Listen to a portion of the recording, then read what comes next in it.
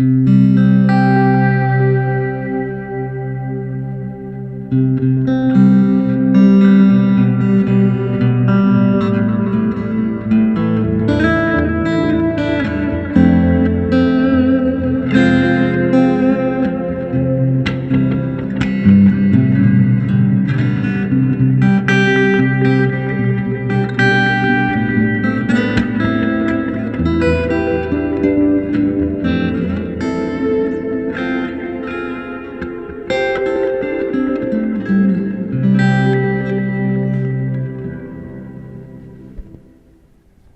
this is John Bohlinger with Premier Guitar.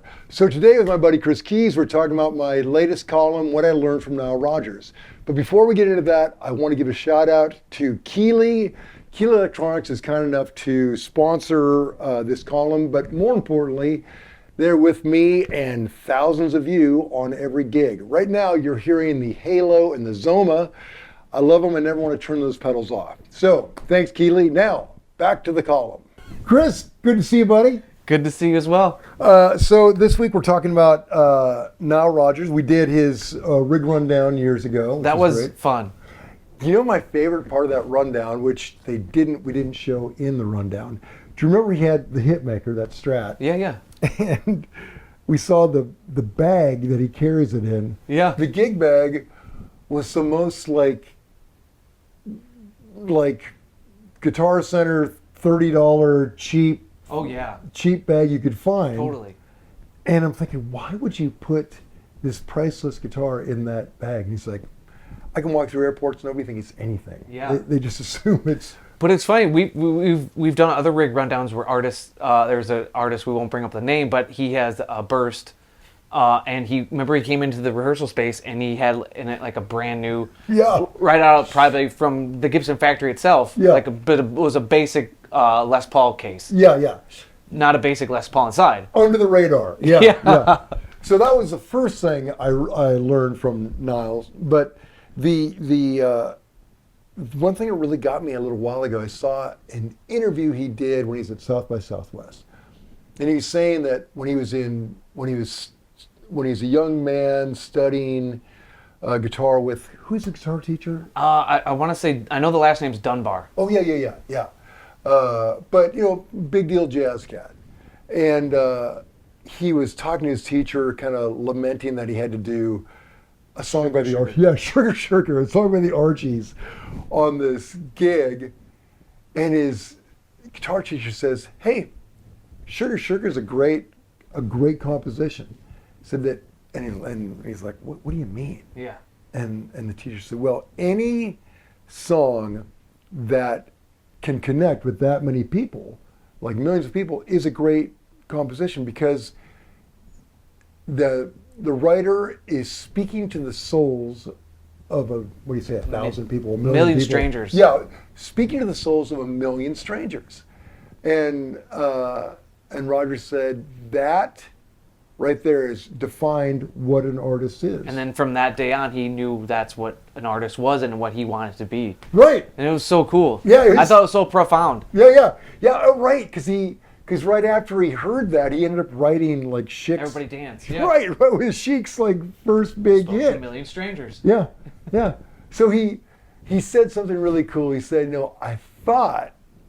So before his teacher told him that, he said, what I thought, I wanted to speak to a few cool people in a cool jazz club, you know, play a million chords for 3 people.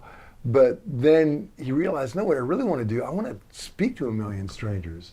And he found the way to do it. I mean, that's what pop music is, not using the genre label, but just popular music, anything that's in the charts. Right. That's what it does, because how else are you going to move a million people to have, whether, I know it's streaming counts now, but before it used to be radio play and TV play.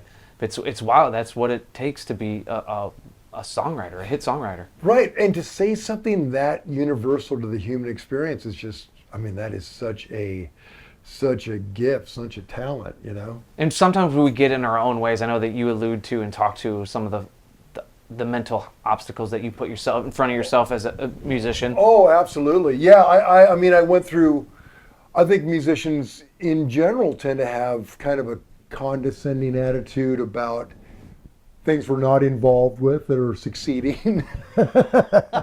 Like, okay, like in the 80s, you know, I was never, I was raised in Montana, you know, and I was never into like heavy overdrive and metal and stuff like that and spandex. We just didn't do that in Montana. Yeah.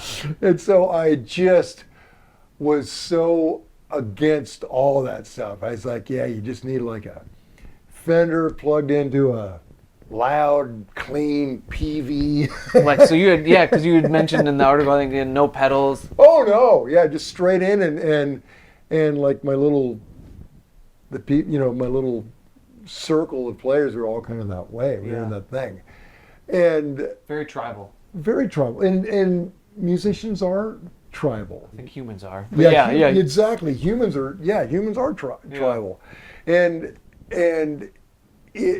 we tend to, I guess it's xenophobia. We look down on things that are different from us, or are skeptical of it, or don't think it's good enough, rather than seeing it for what it is and seeing the end goal is to connect to people. Yeah, know? and we were talking before we're rolling the new '64 documentary on the Beatles. Right. I looked down on the Beatles for so long because I thought it was my dad's music. It's that old stuff. Get out of here. No, because I grew up to metal and punk. Yeah, Pantera, metal and punk, '90s metal and punk. Yeah. And so now I love the Beatles. They're always in my top Spotify streams of the year. Oh. It's like, why did I let myself not enjoy this for so many years? Right. Because I was like, ah. Yeah. And it's funny now looking back, and I still have those types of obstacles and, you know, speed bumps, but it's funny when you can get around one of them and look back and like, oh, well, that wasn't so bad. Like, okay, another great example of that is like Taylor Swift, who wildly talented, but you know she gets a lot of, you know, like heat, yeah, about things. And then Ryan Adams did Ryan or Brian? Oh, Ryan, yeah, 1989. Ryan did that, 1989. Yeah, he like copped her whole album, and you know he's a songwriter. Yeah. And for him to say, this thing is so great, I want to cover every song. Yeah. Kind of made everybody think, God, why am I hating on Taylor? These songs are amazing. She's connecting with Bill. I mean, maybe Bill. I don't even mean like she went on a huge stadium tour for how many years now? Probably billions of fans. fans. And that's kind of the pinnacle of being, you know, an artist. Right. Connecting with all these random people. And to do it for decades. Yeah. Shocking. Man. Right? It's so cool though, to go back to Rodger's original point, is that to have that reflection and then can see where his career went after that. Right. Bringing up again the hitmaker. Yeah. That Strat, if he would have played to the Jazz Cats, would have been not the hitmaker. Right, exactly. Yeah, exactly. Yeah. And also like when he was working with Bowie, he brings in Stevie Ray Vaughan to play guitar. Yeah. You know? He's just kind of who's, you know, way under the radar. And I think it was Bowie's call, but he was open to it and they made it work in such a beautiful way. I like the fact that going into music and I guess life with no prejudice, and it's hard. It is hard. Yeah, it is hard. But to see everything with a clean slate, like let me just judge this for what it is. You know? That's ultimately when people use that phrase, and it gets used a lot, is music is a universal language. That it can get through all that. Yeah. That no matter where someone hears a song, whether, you know, the Beatles or Taylor Swift, across the globe, don't even speak the same language or even close. Right. But they love the hook or whatever it is. Right, like sugar, honey. Yeah. Yeah. Totally. Still resonates. Yeah. Still hits. Yeah. So check out the column. I hope you enjoy it. Yeah, and share it with your friends. And definitely learn something from Nile Rodgers. Man, we all could. God, coolest dude in the world. Yeah. Yeah. Till next time, y'all.